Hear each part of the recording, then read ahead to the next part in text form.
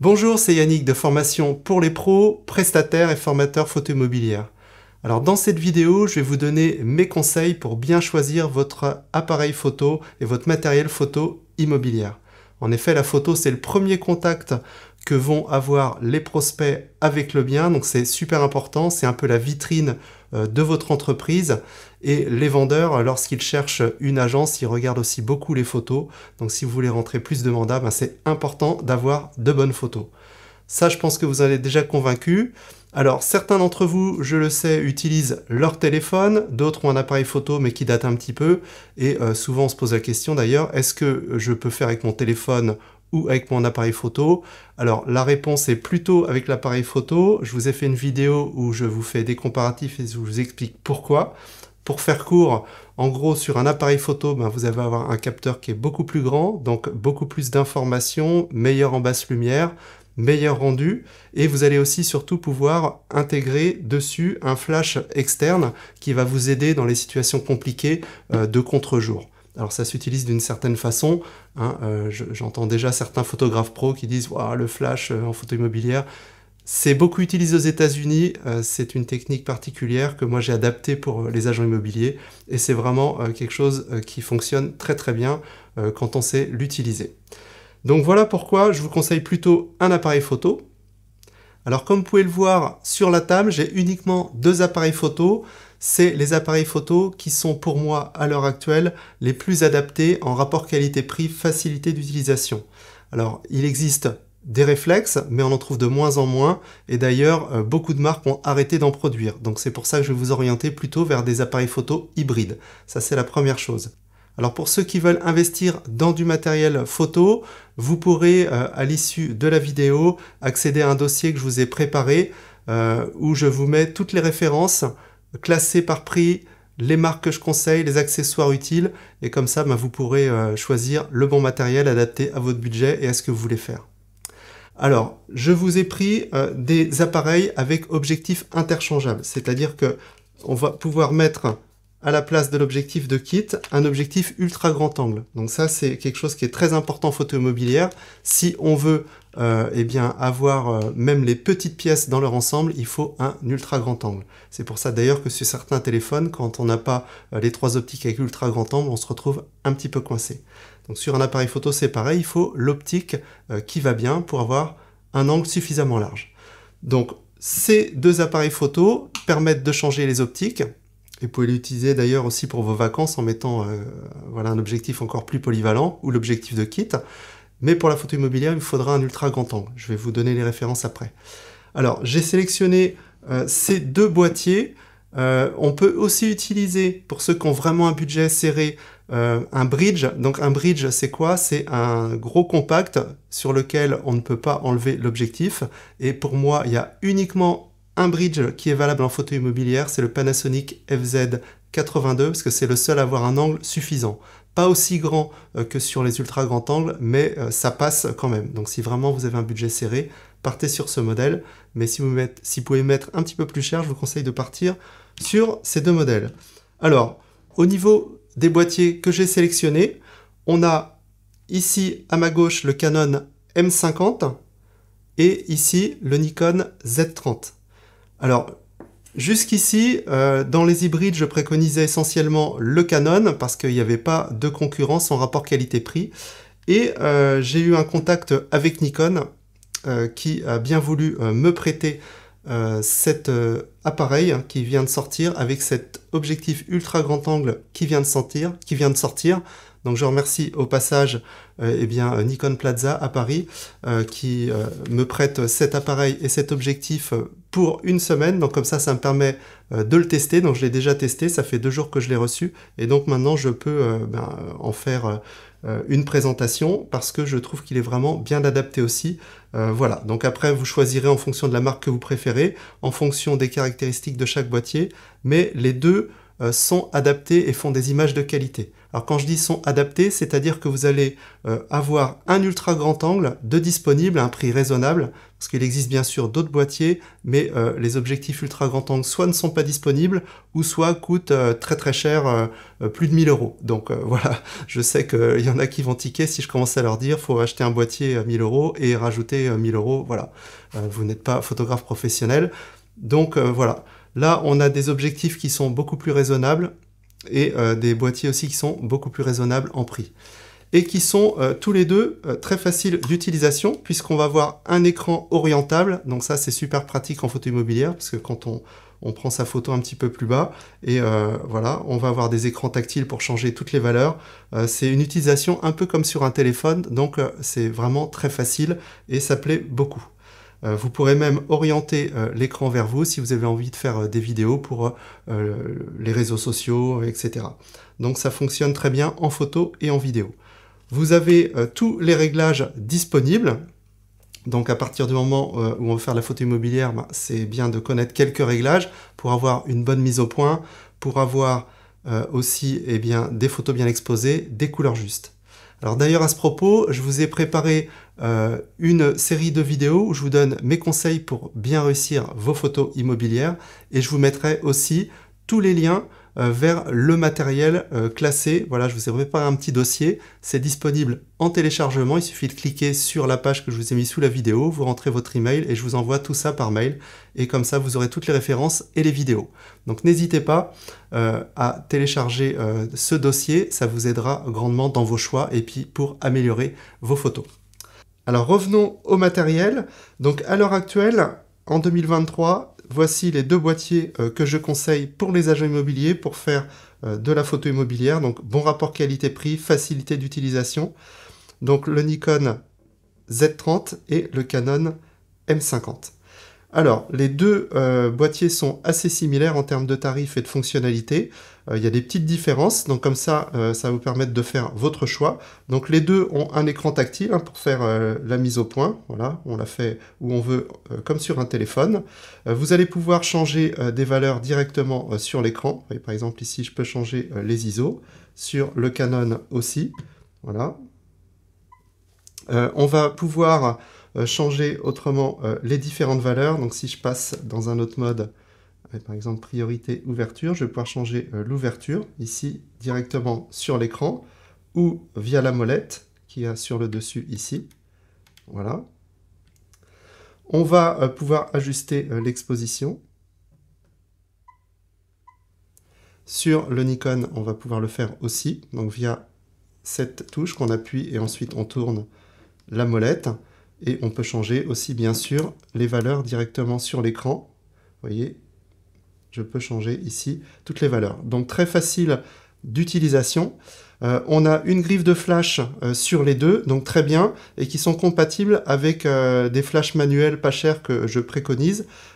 Si vous voulez pas mettre trop cher dans votre matériel, ça fonctionne aussi, bien sûr, avec les flashs Nikon pour le Nikon et Canon pour le Canon. Au niveau autrement des fonctionnalités, on a des touches rapides. Donc vous pouvez voir ici, chez Nikon on a la touche I qui permet d'avoir accès directement à différentes valeurs. Voilà, on peut choisir différentes choses, les styles d'image, l'autofocus, le mode de mesure, la cadence, est-ce que je me mets en rafale, en retardateur, etc.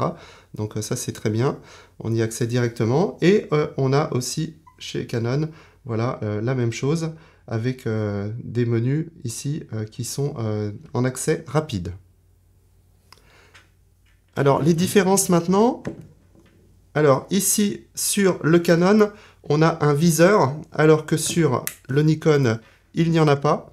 Alors après, en photo immobilière, c'est pas forcément gênant, puisque la majorité du temps, on fait ces photos voilà, en tenant l'appareil un petit peu plus bas, et on utilise l'écran orientable pour pas être plié en deux tout le temps, donc c'est pas un souci. Voilà, il y a juste peut-être éventuellement en extérieur par grand soleil où ce sera un peu plus gênant, mais pour l'avoir testé, ça passe bien quand même, il est bien défini. Alors si vraiment vous voulez un viseur, vous pouvez prendre le même, juste au-dessus avec un viseur, c'est le Z50. Voilà, donc je vous mettrai ça aussi dans le dossier. Au niveau ergonomie, alors quand on tient l'appareil à la main. Je préfère l'ergonomie du Nikon parce qu'il a une poignée qui est plus profonde. Vous voyez, ça tient bien dans la main. On sent qu'on a vraiment quelque chose de...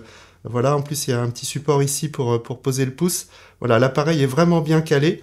Alors que sur le Canon, la poignée est beaucoup plus petite, hein, vous pouvez le voir hein, si on compare. Et du coup, l'appareil tient, voilà, on met un peu ses mains un peu sur les boutons, etc.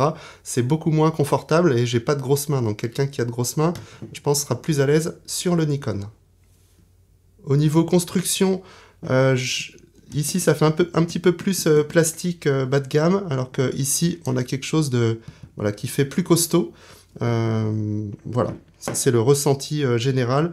On sent que c'est, voilà, ça fait plus costaud. Alors, au niveau de la qualité d'image, parce que c'est quand même important, voici quelques photos prises avec les deux appareils. Comme ça, vous allez pouvoir un petit peu vous faire votre avis.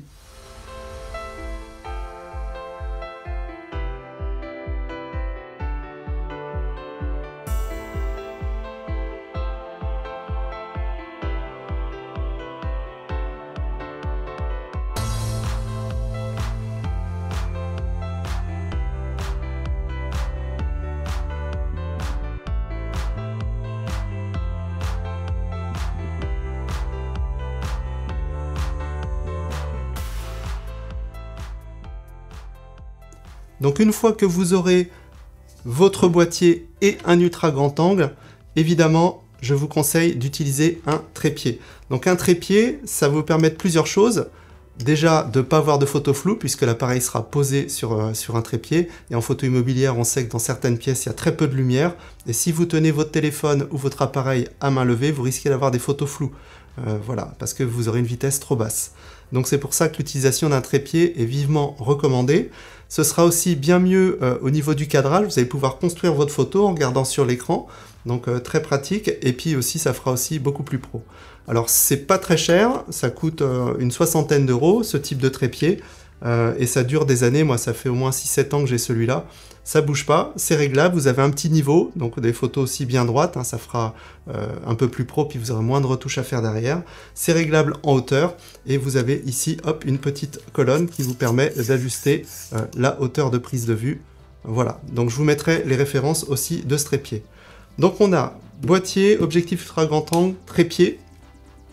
Ensuite, je vous conseille d'utiliser un flash externe. Donc un flash externe, la différence par rapport à un flash intégré, alors quand vous utilisez un flash intégré, en fait le flash il est déjà pas très puissant, hein. Si vous avez vu la taille d'un flash par rapport à ça, ça éclaire pas bien loin, et c'est surtout qu'on ne peut pas l'orienter. Et si j'utilisais un flash externe comme ça sur mon boîtier, en l'orientant devant, ça ferait pas un rendu terrible. Donc c'est pour ça, je vous ai fait une vidéo d'ailleurs sur le sujet sur la chaîne, où je préconise d'utiliser le flash vers le plafond pour rééquilibrer la luminosité entre l'intérieur et l'extérieur. Donc c'est une combinaison de réglages sur le flash et sur l'appareil photo. Et avec ça, en fait, vous allez tout de suite avoir un rendu qui sera vraiment presque opérationnel tout de suite, quasiment pas de retouches à faire si vous faites ces bons réglages. J'en profite d'ailleurs, pour ceux qui ne me connaissent pas, pour vous rappeler que j'ai une formation spécialement dédiée aux agents immobiliers où je montre tout pas à pas sur ces appareils. Vous avez juste à faire comme je fais et ça fonctionne. Hein. Ça fait 13 ans que je donne des formations en agence, en présentiel et aussi en ligne. Donc je vous mets le lien aussi sous la vidéo pour ceux que ça intéresse. Et je vous rappelle aussi que ces formations peuvent être éligibles pour les lois Allure et valider des heures de formation obligatoires. Alors revenons sur le matériel. Donc un flash externe, alors vous n'êtes pas obligé de prendre un flash de la marque qui coûte beaucoup plus cher. Moi je préconise en général un flash manuel entrée de gamme qui coûte 50-60 euros et vous allez pouvoir le greffer sur ces deux appareils. J'ai éliminé les appareils avec lesquels ça marchait pas. Donc voilà, donc normalement avec ces appareils ça marche. Hein. Tout le matériel que je préconise, je l'ai testé et donc je le valide, que ce soit en qualité, en fonctionnalité et en compatibilité avec les différents accessoires. Voilà. Donc, trépied, boîtier ultra grand angle, flash. Donc là, vous avez la panoplie parfaite du photographe immobilier. Moi, j'aime bien aussi rajouter une petite lampe LED, ça peut aider. voyez, c'est grand comme un téléphone, ça coûte une cinquantaine d'euros. Et ces lampes-là, en fait, eh bien, ça vous permet... Alors, on peut mettre de la couleur, mais c'est pas trop l'objet en photo immobilière. Par contre, vous voyez, on peut rajouter... Alors, je vais pas vous l'envoyer dans les yeux, mais c'est très puissant. Ça dure 2 heures, ça se recharge en USB-C comme un téléphone, et ça va vous permettre de déboucher certains endroits qui sont un peu trop sombres, ou par exemple si vous photographiez une pièce et puis que vous avez un couloir un petit peu sombre, vous allez cacher la lampe et ça va permettre de rééquilibrer. Donc c'est très pratique, je vous mettrai le lien aussi. Moi je l'utilise très souvent, et pas qu'en photo immobilière d'ailleurs. Voilà pour le matériel. Alors je vous avais mis aussi un petit filtre polarisant pour éviter les reflets, donc je vous mettrai les références. Donc vous allez visser ça sur votre objectif, alors il faut prendre le bon diamètre, et ça va vous permettre d'éliminer les reflets dans les fours, dans les fenêtres, etc. Donc ça peut être un petit plus. C'est pas obligatoire, mais voilà, pour ceux que ça intéresse et qui veulent vraiment des photos top, ça coûte une quarantaine d'euros à peu près. Autrement, petit accessoires complémentaires pour ceux qui veulent faire de la visite virtuelle ou rajouter une photo 360 pour mettre sur Facebook. En rapport qualité-prix, il n'y a pas mieux, c'est l'Insta X3. Donc je vous ai déjà présenté sur la chaîne pour la visite virtuelle, mais si vous voulez faire uniquement une photo 360, ça marche très bien. En plus, ils ont mis à jour récemment le firmware et la qualité est vraiment très très bonne, que ce soit en intérieur ou en extérieur. Il y a des petits réglages aussi, c'est facile à utiliser, et pour vos vacances, c'est sympa aussi de faire des petites vidéos en 360 de ski, de surf, de ce que vous voulez. Voilà, ça marche très bien. Enfin, pour ceux qui en veulent encore plus, vous pouvez investir dans un drone. Alors moi j'ai un petit drone, voilà, qui me permet de faire déjà pas mal de choses. Ça se présente comme ça, vous voyez, c'est pas très grand. Donc je vous mettrai les références aussi. Donc c'est DJI en général, Mini 3, Mini 3 Pro. Bon rapport qualité-prix. Par contre, faites bien attention à la législation. Voilà, je vous mettrai aussi des liens vers une vidéo que j'ai fait pour mon autre chaîne YouTube, où je vous explique un peu ce qu'on peut faire, ce qu'on peut pas faire, et quel type de drone on peut utiliser. Je pense avoir fait le tour. Donc je vous rappelle, je vous mets sous la vidéo plusieurs liens, un lien vers le téléchargement de mon dossier avec tous les liens classés du matériel, des vidéos pour bien commencer à améliorer ses photos immobilières, et je vous mets aussi un lien vers mes formations en immobilier pour ceux qui veulent se former. Si vous avez d'autres questions, eh bien je vous invite à me les poser dans les commentaires. Si ça vous a plu et pour m'encourager, n'hésitez pas à mettre un pouce bleu si vous êtes sur YouTube, un commentaire, à partager, à vous abonner à la chaîne. Et moi, je vous dis à bientôt pour une prochaine vidéo. Salut!